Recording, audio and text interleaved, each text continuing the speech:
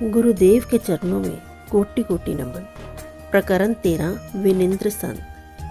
कृपया मुझे हिमालय में जाने की अनुमति दीजिए। मुझे लगता है वहाँ के अखंड एकांत में मैं ईश्वर से अनवरत तादात्म्य स्थापित कर सकूंगा। एक बार सचमुच मैंने अपने गुरु से ये कृतज्ञ शब्द कहे। कभी कभी साधक के मन में अप्रत्याशित रूप से उत्पन्न होने वाले भ्रम के जाल में मैं फंस गया था।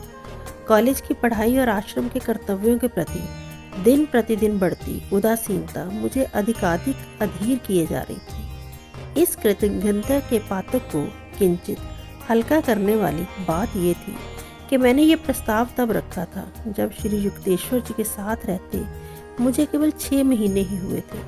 अभी तक मैं उनकी गगन स्पर्शी उच्चता को पहचान नहीं पाया था। हिमालय में कई पहाड़ी लोग रहते हैं, उन्हें तो कोई ईश्वर अनुभूति नहीं है। मेरे गुरु ने धीरे धीरे और सहज भाव से कहा, जड़ पर्वत की अपेक्षा किसी आत्मज्ञानी मनुष्य से ज्ञान प्राप्त करना अधिक अच्छा है। गुरुदेव के इस संकेत की कि मेरे गुरु पर्वत नहीं बल्कि वे स्वयं हैं उपेक्षा कर मैंने पुनः अपनी प्रार्थना दोहराई। श्री युक्तेश्वर जी ने कोई उत्तर नहीं दिया। मैंने उनके मौन को स्वीकृति मान लिया। एक संदिग्ध परंतु मनोनुकूल निर्णय। उस दिन शाम को कोलकाता के अपने घर में मैं अपनी यात्रा की तैयारी करने में जुट गया। एक कंबल में कुछ सामान को बांधते समय मुझे इसी प्रकार की उस गठड़ी की सहसा याद आ गई जिसे मैंने कुछ वर्ष पूर्व चोरी चोरी अपनी अटारी की खिड़की से नीचे फेंका था। मन में यूं ही विचार आया कि कहीं ये भी एक और अनिष्ट ग्रह योग युक्त हिमालय प्लायंस साबित न हो। पहली बार की यात्रा के समय मेरा आध्यात्मिक उत्साह उछाल पर था। आज अपने गुरु को छोड़कर जाने के विचार पर मेरा अंतर्मन मुझे धिक्कार रहा था। दूसरे दिन प्रातः मैं स्कॉटिश चर्च कॉलेज के अपने संस्कृत प्राध्यापक बिहारी पंडित के पास जा पहुंचा। सर, लाहिड़ी महाशय के एक महान शिष्य के साथ अपनी मित्रता के बारे में आपने मुझे बताया था। कृपा मुझे उनका पता बता दीजिए। तुम्हारा आश्रय रामगोपाल मजूमदार से है। मैं उन्हें विनिंद्र संत कहता हूँ। वे सदा ही ब्रह्मानंद में निमग्न रहते हुए जागृत रहते हैं। उनका घर तारकेश्वर के निकट रनबाजपुर में है। मैंने उनका धन्यवाद किया और तुरंत तारकेश्वर जाने के लिए ट्रेन पर सवार हो गया। इस विनिंद्र संत से हिमालय में एकांत ध्यान में रत होने की अनुमति लेकर मैं अपने मन में उठ रही आशंकाओं को शांत करना चाहता था। बिहारी पंडित ने मुझे बताया था कि रामगोपाल को बंगाल की निर्जन गुफाओं में अनेक वर्षों तक क्रिया योग का अभ्यास करने के पश्चात आत्म साक्षात्कार हो गया था। तारकेश्वर में मैं वहाँ के सुविख्यात मंदिर की ओर चल पड़ा। हिंदू लोगों के मन में इस मंदिर के प्रति नितांत श्रद्धा भाव है, जैसे फ्रांस में स्थित लूर्द के पवित्र स्थान के प्रति कैथोलिक ईसाइयों के मन में है। तारकेश्वर में रोग निवारण के असंख्य चमत्कार घटित हुए हैं, जिनमें से एक मेरे परिवार के एक सदस्य के साथ भी हुआ था। मैं मंदिर में पूरे 1 सप्ताह तक बैठी रही। मेरी सबसे बड़ी चाची ने मुझे बताया था, पूर्ण उपवास करते हुए मैं तुम्हारे शारदा चाचा की एक जीर्ण रोग से मुक्ति के लिए प्रार्थना करती रही। 7वें दिन मेरी अंजलि में अपने आप एक बूटी प्रकट हो गई। मैंने उसका काढ़ा तैयार किया और तुम्हारे चाचा को पिला दिया। उनका रोग तत्क्षण गायब हो गया और फिर कभी प्रकट नहीं हुआ। मैंने तारकेश्वर के पवित्र मंदिर में प्रवेश किया। उस मंदिर में एक गोल पत्थर के अतिरिक्त और कुछ नहीं है। उसकी अनादि और अनंत परिधि अनंत ब्रह्म का उचित प्रतीक है। भारत में एक अनपढ़ किसान भी निराकार ब्रह्म की संकल्पना को समझता है। वस्तुतः पाश्चात्यों ने यदा कदा उस पर कल्पना जगत में जीने का आरोप भी लगाया है। मेरी अपनी मनस्थिति उस समय इतनी वैराग्यपूर्ण थी कि उस पत्थर के आगे नतमस्तक होने की मेरी इच्छा भी नहीं हुई। मुझे लगा कि ईश्वर को केवल अपनी आत्मा में ही ढूंढा जाना चाहिए। मैं वहां प्रणाम किए बिना ही मंदिर से बाहर आ गया और निकट स्थित रनबाजपुर की ओर द्रुत गति से चल पड़ा। रास्ते में मिले एक व्यक्ति से जब मैंने रनबाजपुर का रास्ता पूछा तो वह दीर्घ चिंतन में डूब गया।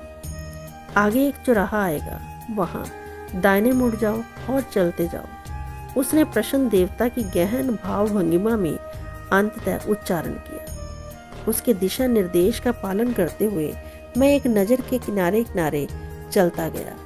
चलते चलते अंधेरा हो गया। जंगल में बसे गांव के बाहर का इलाका चमकते जुगनुओं और आसपास मंडराते सियारों की हुआ हुआ से सजीव हो उठा।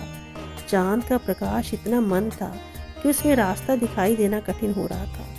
2 घंटे तक मैं ठोकरें खाता रहा। आह, गाय के गले में बंधी घंटी की वह आह्लादक ध्वनि, मेरे बारंबार जोर जोर से पुकारने पर आखिर एक किसान मेरे पास आ गया।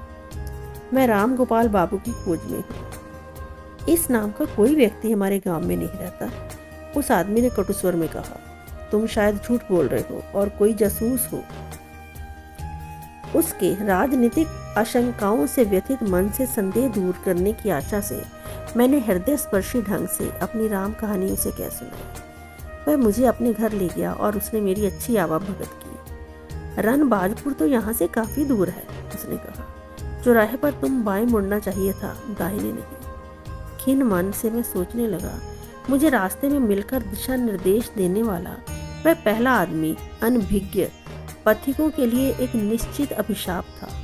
मोटे चावल का भात, मसूर की दाल और आलू की और कच्चे केले की रसदार सब्जी के स्वादिष्ट भोजन के बाद आंगन से सटी एक छोटी सी झोपड़ी में मैं सोने के लिए चला गया। दूर कहीं पर गांव के लोग मृदंगों और करतालों की ध्वनि के साथ उच्च स्वर में कीर्तन कर रहे थे। उस रात नींद आने का तो प्रश्न ही नहीं था।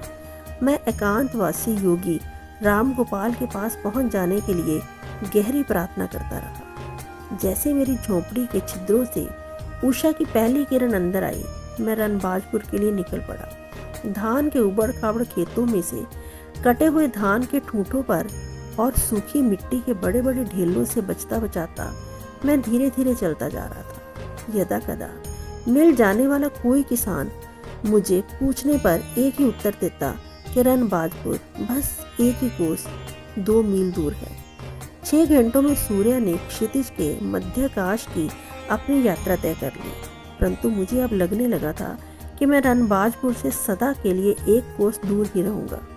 दोपहर भी आधी ढल गई, तब भी मेरा विश्व अंतहीन धान खेतों में ही सिमट कर रह गया था।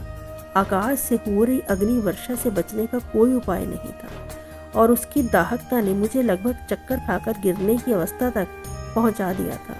मैंने एक आदमी को आराम से टहलते हुए अपने पास आते देखा। अब मुझ में उससे फिर वही प्रश्न पूछने का साहस भी नहीं हो रहा था कि कहीं फिर बस 1 कोस का उत्तर न मिले। वह आदमी मेरे पास आकर रुक गया। नाटे कद और दुबले पतले शरीर का वह आदमी अपनी हृदय वेदी काली तेजस्वी आंखों के अतिरिक्त दिखने में पूर्णतः अप्रभावशाली था।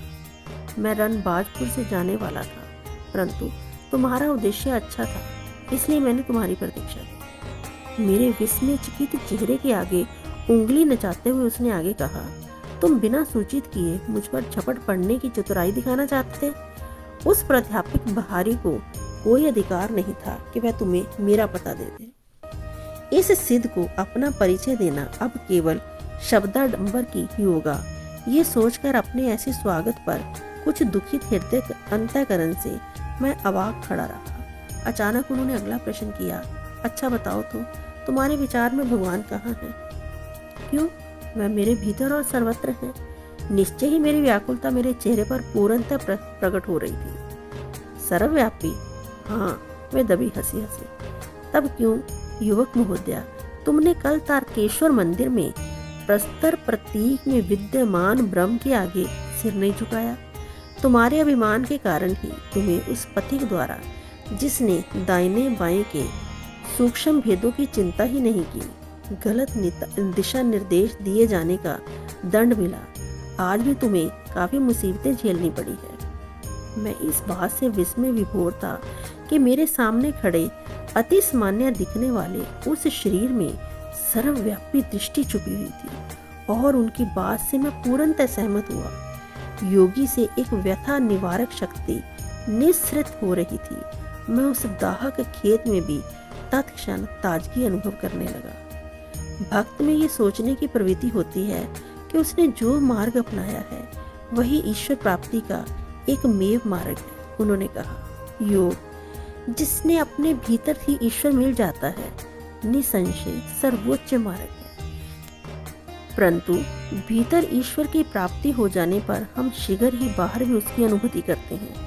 तारकेश्वर तथा अन्य स्थानों के पवित्र मंदिरों के प्रति उन्हें आध्यात्मिक शक्ति के केंद्र मानकर जो श्रद्धा भाव लोगों में है वह बिल्कुल सही है।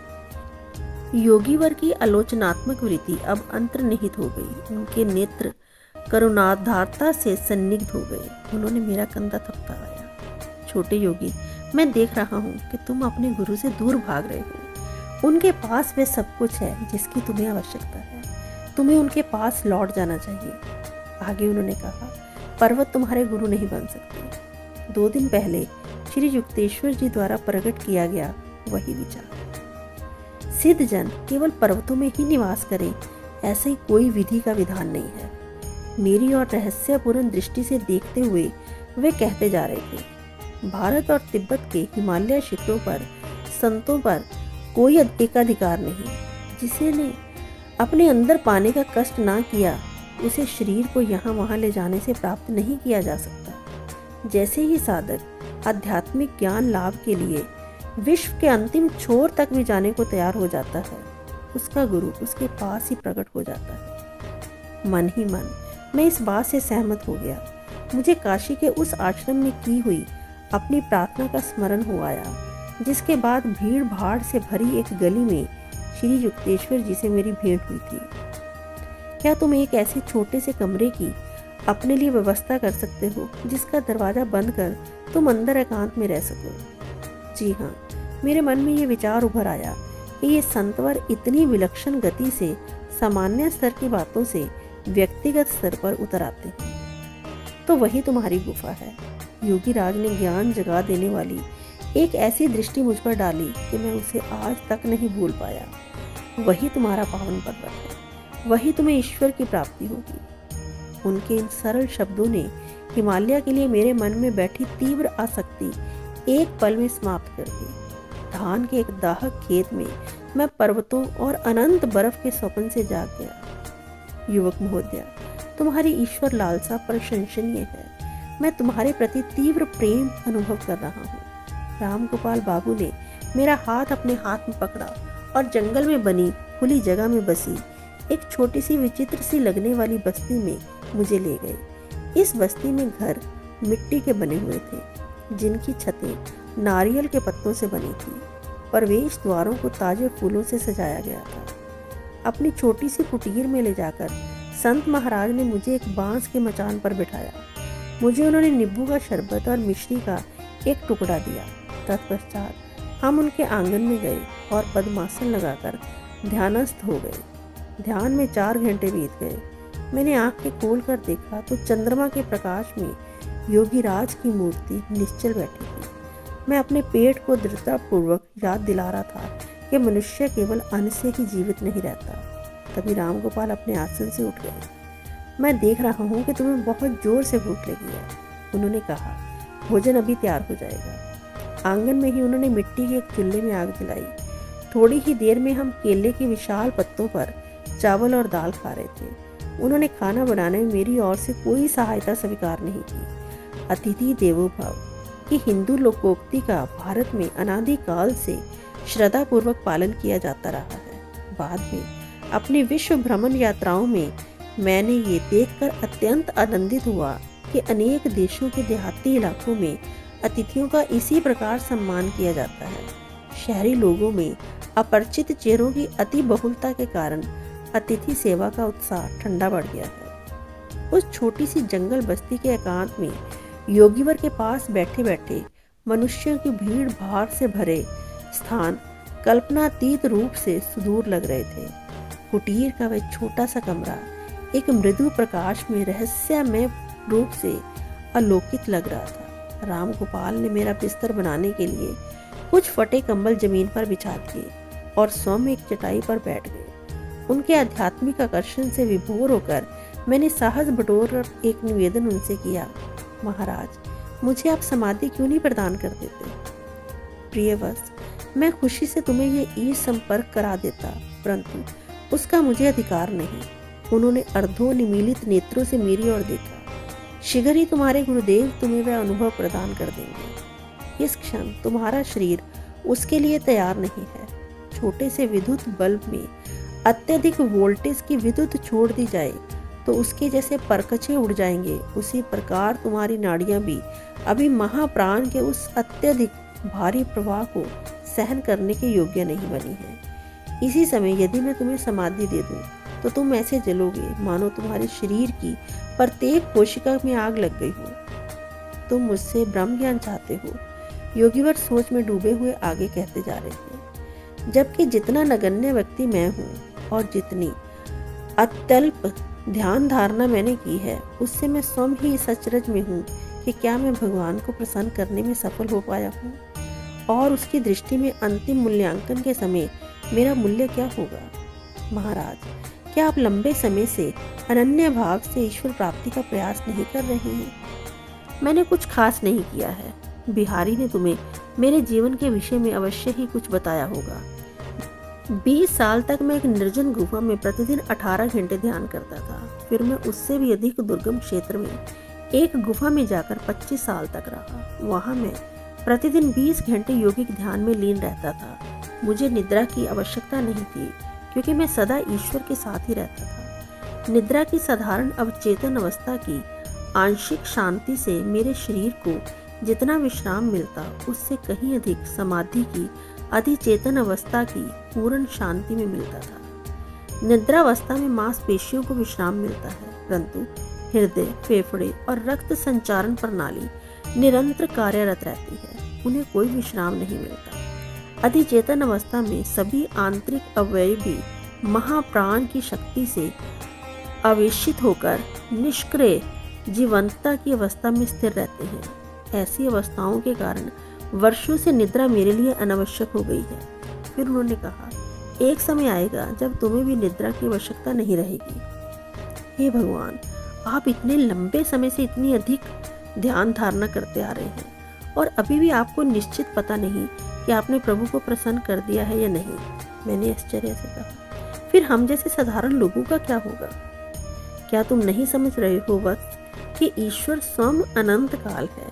ये सोचना कि केवल 45 वर्षों की ध्यान धारणा से कोई उसे पूर्ण रूप से जान लेगा, असंगत अपेक्षा रखता है। तथापि बाबा जी हमें ये विश्वास दिलाते हैं कि थोड़ी सी ध्यान धारणा भी मृत्यु भय और परलोक की अवस्था के भय से हमारा रक्षण करती है। तुझ पर्वतों को अपना आध्यात्मिक आदर्श न बनाकर निर्गुण ईश्वर प्राप्ति के तारे पर अपना लक्ष्य केंद्रित करो। यदि कठिन परिश्रम करोगे तो वहां पहुंच ही जाओगे। इस संभावना से रोमांचित होकर मैंने उनसे कुछ और ज्ञानोपदेश करने की याचना की। उन्होंने लहड़ी महाशय के गुरु बाबा जी के साथ अपनी प्रथम भेंट की अद्भुत कहानी सुनाई। लगभग मध्य रात्रि होने पर तब रामगोपाल मौन हो गए और मैं अपने कमलों पर लेट गया। जब मैंने आंखें बंद की तो मुझे बिजलियां कौंधती दिखाई देने लगी। मेरे अंदर का विशाल अंतराल जैसे पिघले हुए प्रकाश से भर गया। मैंने आंखें खोली तो वही चुंधियाने वाला प्रकाश दिखाई दे रहा था। वह कुटीर उस अनंत महाकाश का एक छोटा सा हिस्सा बन गई थी, जिसे मैं अपनी अंतर्दृष्टि से देख रहा था। तभी योगी राज ने कहा, तुम सोते क्यों नहीं? महाराज, मैं कैसे सो सकता हूँ जब मेरे चारों ओर बिजलियां कांप रही हो, कौंध रही हो, चाहे मेरी आंखें बंद हो या खुली। तुम धन्य हो जो तुम्हें ये अनुभव मिल रहा है। इन आध्यात्मिक प्रभा किरणों का दर्शन आसानी से नहीं होता।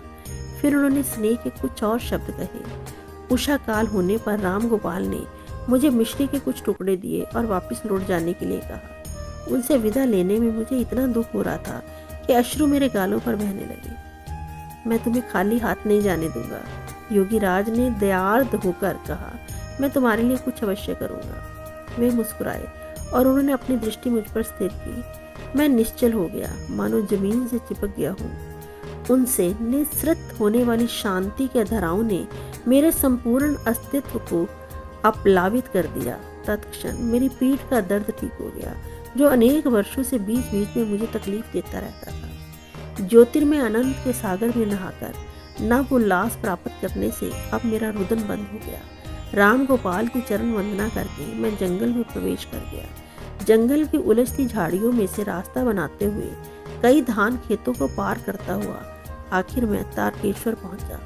तारकेश्वर में दूसरी बार मैं अब मंदिर गया और वहां भगवान के सामने साष्टांग दंडवत किया।